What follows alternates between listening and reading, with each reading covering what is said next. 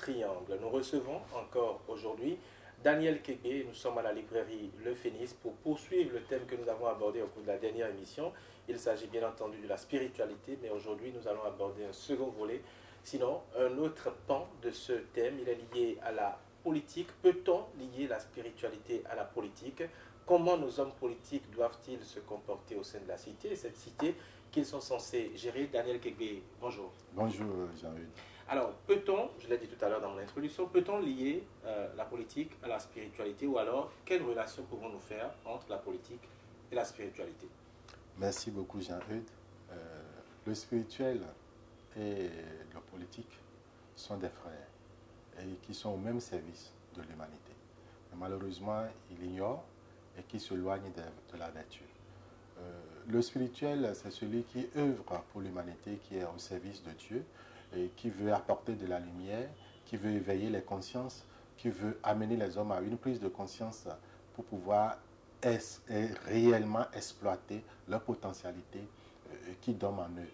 Et l'homme politique est celui-là qui est un représentant de Dieu également, qui est au service de l'humanité, qui est au service de son peuple, qui doit tout faire pour rendre heureux. Et tout son objectif, c'est de visualiser cette partie de Dieu qui veut rendre heureux ses créatures. Donc l'homme politique est celui-là qui en même temps devient un auxiliaire de Dieu, qui doit travailler dans la conscience pour que sa population se retrouve dans un état d'âme où il devait se rassurer que tout se passe très bien et qu'il est un représentant de Dieu et qu'on peut lui faire confiance les yeux fermés, et quand il vous donne de l'eau à boire, vous pouvez boire cette eau sans jamais réfléchir. Donc le spirituel et l'homme politique sont les deux serviteurs de Dieu.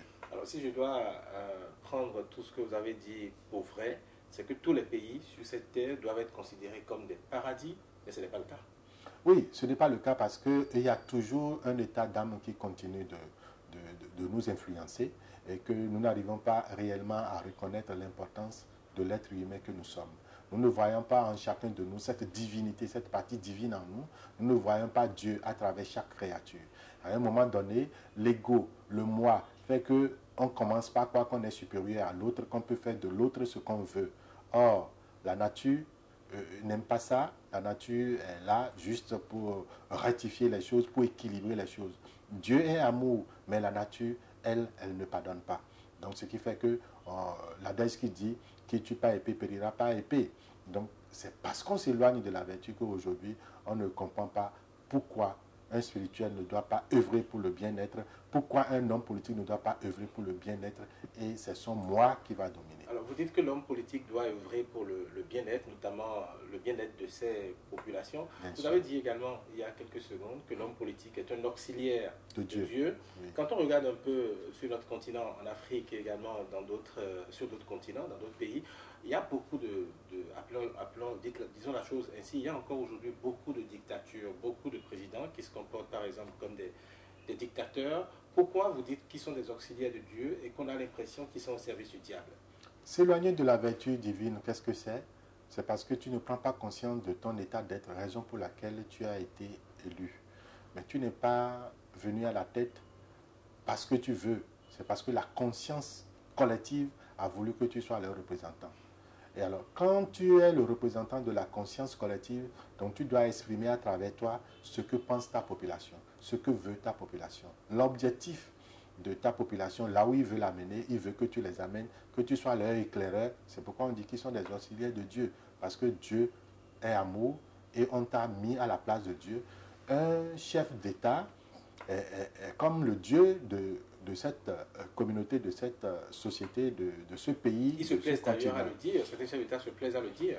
Mais non, mais s'il était passé par la porte basse, s'il a été instruit, si c'est les raisons profondes, la définition qu'il donne à l'homme politique, il ne peut pas lui se comparer à Dieu, parce que lui-même, il n'est qu'un individu, un être humain, qui ne peut que aller dans ce sens-là.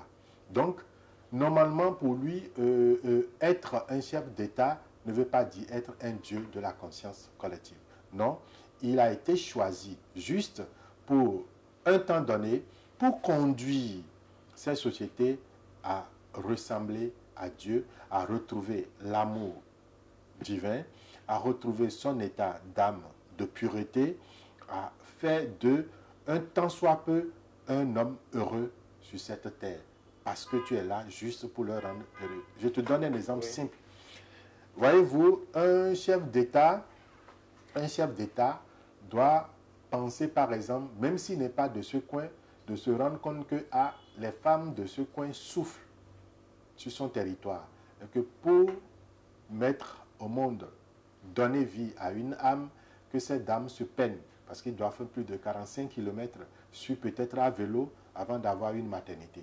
Celui-là, il n'est pas forcément de là-bas, mais le fait qu'il est le chef de l'État et qu'il est un auxiliaire de Dieu, la première des choses à faire pour lui, c'est de mobiliser des fonds pour créer une maternité, par exemple, dans ce coin.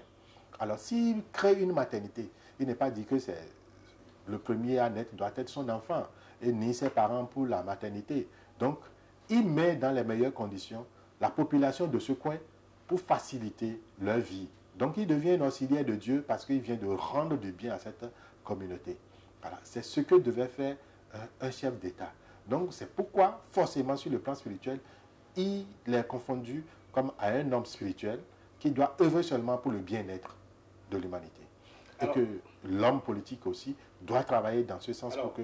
Voilà. Vous dites que c'est la conscience collective qui choisit, qui fait qu'on arrive à choisir tel ou tel comme dirigeant d'un peuple, ou qui fait qu'il est le premier de tous les citoyens d'un pays, par exemple. Oui. Est-ce que la conscience collective peut se tromper? La conscience collective ne se trompe pas, mais c'est une affaire de mérite. Si la conscience collective se ment et trompe sa vigilance et voit le réel et ne veut pas servir la vérité, mais parce qu'il a un intérêt, il a aimé l'intérêt et non la chose humaine, dans ce cas, il faudrait qu'il paye. Donc, il devient le reflet, le chef d'État est le reflet de sa collectivité.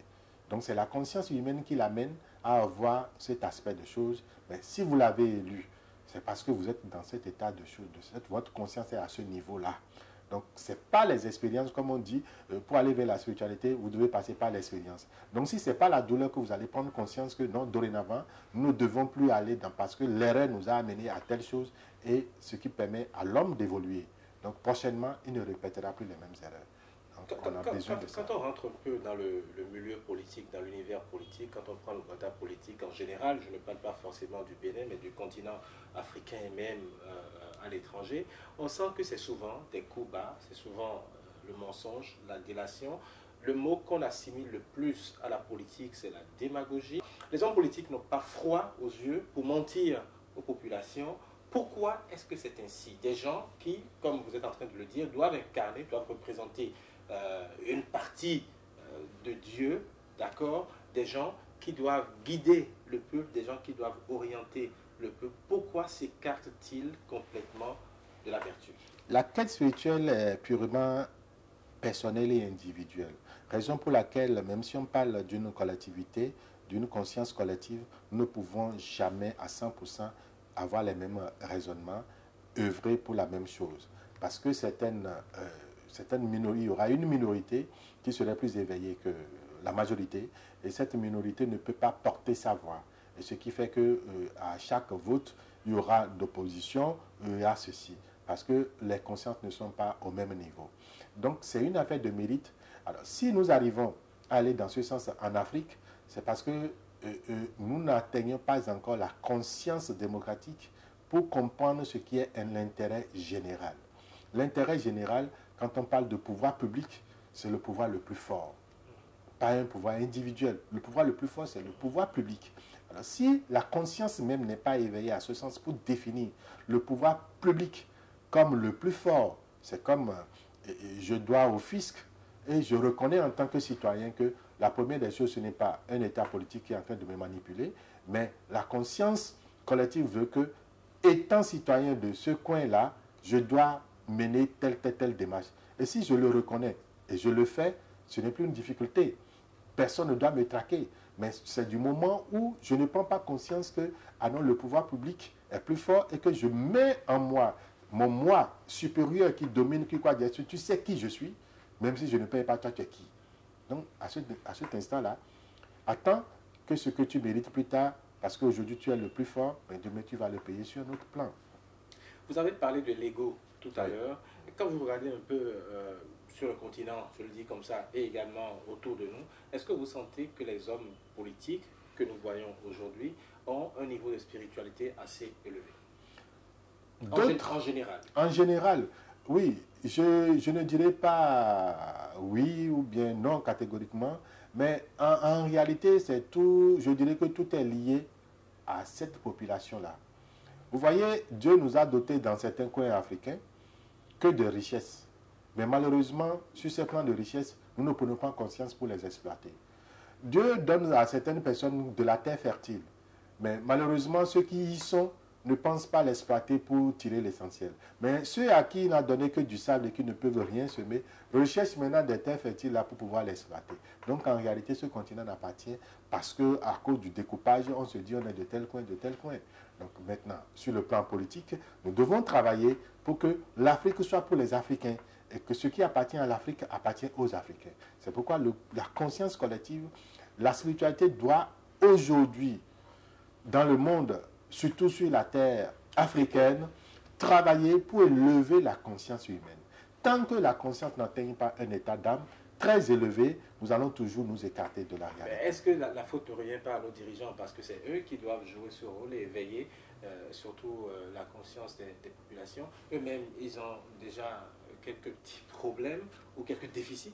Est-ce que la responsabilité aujourd'hui ne leur incombe pas? La situation de l'Afrique aujourd'hui, est-ce que ce n'est pas lié au niveau spirituel de nos dirigeants? C'est lié au niveau spirituel, à l'état d'âme de nos dirigeants, mais responsabilise tous les acteurs politiques qui adhèrent. Je te donne un simple exemple qui n'a pas trait à la politique, par exemple. Nous sommes deux sur ce plateau et nous nous disons, écoute, moi je me lève, je dis, ben, écoute, en partant d'ici, je voudrais poser tel acte, mais tu gardes le secret. Et tu acceptes de garder le secret, mais sachant que tout à l'heure, je vais nuire à X. Et je pose l'acte, je disparais. Mais toi, tu le sais. Mais moi, je le sais. Les autres ne le savent pas. Qui trompe qui? Est-ce que c'est ma responsabilité seule? Mais toi aussi, tu dois payer. Tu as participé émotionnellement. Ce qui nous arrive en Afrique. Un dirigeant n'est pas le seul décideur. Nous avons créé plein de structures. Si tout le monde contribue, d'autres savent que c'est une erreur, mais l'applaudissent parce qu'ils veulent qu'ils échouent ou bien parce qu'ils veulent que, s'il arrive à le faire, demain lui aussi pourra avoir sa popularité. Donc, raison pour laquelle nous ignorons en réalité ce qui est le pouvoir public. Nous ne pouvons plus défendre la cause nationale. Donc, la cause nationale passe par l'individu. Alors, si moi, je peux, par l'erreur, profiter de ça, et demain, je pourrais leur dire en réalité la vérité, c'est de ça qu'il s'agit. Au-delà de tout ce que nous avons dit, comment aujourd'hui anoblir cette fonction politique? Comment rendre plus noble cette fonction? Comment est-ce que les politiques doivent faire aujourd'hui pour véritablement briller au sein de la société? La spiritualité, c'est la clé de toute chose. La compréhension du monde dans lequel nous évoluons est la clé de succès. Alors, si on doit défendre une cause humaine sans avoir une connaissance de la chose, on passera toujours à côté. Ne peut jamais être un chef, même dans un village, s'il ne maîtrise pas la divinité de ce village, s'il ne maîtrise pas la raison profonde de l'existence de ce village, de la création, de l'histoire de ce village. Donc, on doit forcément passer par ce que nous appelons l'initiation. S'initier, c'est se préparer pour gérer la cité.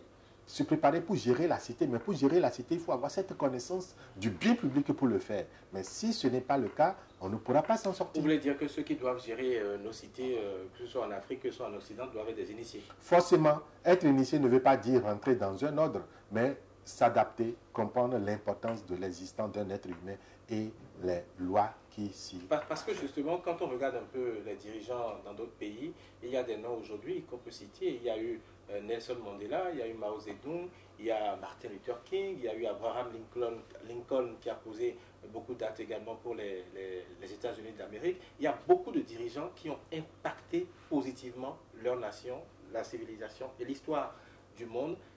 Qu'avait-il d'exceptionnel qu'aujourd'hui nos dirigeants n'ont pas en Afrique? Oui, et le même problème se pose tous les jours, parce que c'est une affaire d'état d'âme. Et tant que le pays même ne se lève pas spirituellement au-dessus de certaines choses, il tirera toujours un chef d'État qui reflète sa conscience. Et ce chef d'État n'incarne que la pensée de la population et ne fait que ce que la population pense que c'est ce qu'il leur faut actuellement. Et dès qu'ils auraient dépassé cet état, vous allez vous rendre compte souvent que, en réalité, si je prends le cas du Bénin, aucun chef d'État en activité n'est jamais apprécié. Aucun chef d'État... Pourquoi justement c'est ainsi? Oui, si c'est ainsi, c'est parce que nous n'avons pas la conscience éveillée. Et cette conscience se dit quoi? Nous la produisons, à un moment donné, nous ne sommes jamais d'accord avec lui. C'est nous qui avons demandé que cette loi soit appliquée, mais nous ne voulons pas que ça soit appliqué de cette manière.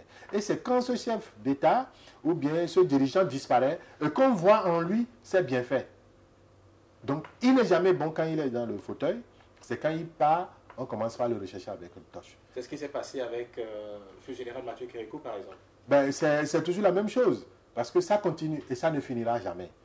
Tant que la conscience spirituelle n'atteigne pas le fond de toute la population. Mais les populations, quand même, également, ont des ressentiments. Les populations, également, ont des craintes. Les populations ont des griefs contre les actes que posent ces chefs d'État. Quand on parle de 1990, ou si vous voulez même, depuis l'indépendance, les populations ne restent pas simplement sans rien voir et se mettent à crier. Il y a quand même des actes qui sont posés. La voix n'influence pas parce qu'ils font partie de la minorité des voix qu'ils portent, qui décident. Ils ne font pas partie des décideurs. Merci Daniel Kegbe pour toutes ces explications. Nous avons parlé de la spiritualité et de la politique et nous sommes à la fin de cette émission. Comme d'habitude, je vais vous renvoyer vers quelques ouvrages que vous pourrez trouver ici à la librairie Le Phénix. Vous pourrez lire par exemple un ouvrage de Julie-Anne Kearns, Créer l'abondance, les 7 mythes sur l'argent, la richesse ici et maintenant. C'est aussi de ça que les hommes politiques ont besoin pour également assurer le bien-être de leur population. Donc dans cet ouvrage, vous apprendrez comment vous pouvez et devez reprogrammer votre subconscient de manière à réaliser facilement la riche vie d'abondance que vous méritez. C'est donc à la librairie Le Phénix. Un second ouvrage que vous pourrez également lire, c'est de Marie Bolduc, Entretien avec Abraham. Ce livre est paru pour la première fois en 1935. Le livre était épuisé depuis plusieurs années, mais la très grande popularité de l'auteur a suscité un nouvel engouement pour cet ouvrage devenu introuvable que je vous recommande de lire. Merci de nous avoir suivis, chers téléspectateurs. Merci, on se retrouve prochainement pour un nouveau numéro.